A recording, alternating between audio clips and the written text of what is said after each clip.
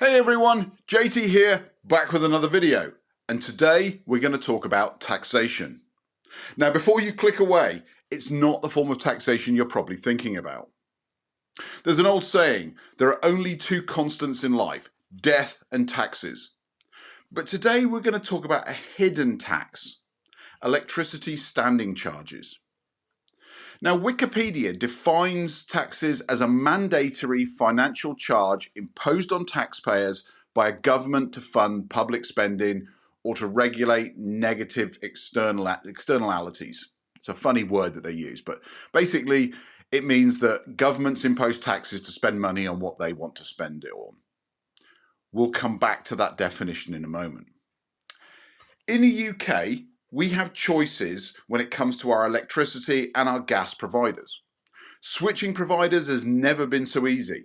And in fact, there are websites that encourage you to get the best deals. And I know many people who actually change providers multiple times a year to make sure they get the best deal. But it doesn't matter who you choose to provide your energy. There is one part of your energy bill that you can't escape, and that's known as the standing charge. Standing charges are daily levies for the delivery of power. This is supposed to maintain the wires. I don't know how much maintaining wires takes, but it's supposed to maintain the infrastructure that is used to provide you electricity. And these charges apply even if you don't use any electricity or gas. Now, Greg Jackson, who is the CEO of Octopus Energy, has been long opposed to these standing charges, despite the fact that he and his company are doing everything they can to bring down the cost of electricity. These standing charges have been skyrocketing and they continue to rise. When we hear the headlines that say your electricity prices are coming down, they're usually coupled with a rise in standing charges. And in fact, some people see their bills go up. Now, as I said, you can switch energy providers all you like, but your DNO, the distributed network operator, this is the company that imposes those standing charges on your energy providers, are fixed by region. You have no choice. These companies can charge what they want, they're in your region, and there's nothing you can do about it. The only way you can get a lower standing charge is to move to a completely different part of the country. That's why I say it is completely unavoidable. So why am I saying these standing charges are a form of taxation? You can't avoid them, short of disconnecting from the grid, and I really don't recommend that. It's a burden, especially on those struggling to pay sky-high electricity or gas bills.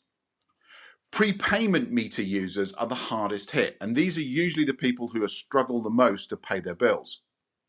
The daily charges apply on those bills even if you use no power. So in theory, you could put credit on your meter, use nothing, and then wake up the next morning and money will have disappeared. And eventually you'll end up at the end of the month either having no money on your meter or owing money to the electricity company. Unlike sales taxes or VAT, which are consumption-based, standing charges are uniform. It doesn't matter if you're living in a cold flat that you can't afford to heat, or you're living in a private estate with your own swimming pool, like our ex-Prime Minister. The charges are the same. That doesn't seem fair to me. According to Wikipedia, taxes are government levies. However, standing charges are imposed by private companies, so they're not really an official tax. These companies, which were once state-owned and were sold to the private sector, are now hugely profitable, and they're taking money from those who can least afford it with little or no oversight from the regulator. So what's the solution? If we're to help the UK achieve our net zero goals and ensure fairness across the energy sector, we should integrate these costs into the unit prices of electricity. Those that use more, pay more. Those that heat their private swimming pools should pay more than those who can't afford to heat a small flat. It will be a much fairer system, but hey, I'm not a politician, what do I know? If this energy issue resonates with you, please take action. Follow Octopus Energy and support Greg Jackson and support their efforts to make energy fairer for everybody. Share this video to spread the word, and together we can push for change. I hope this video gave you something to think about. If you enjoyed it, and I'm lucky, I'll see you here for the next one.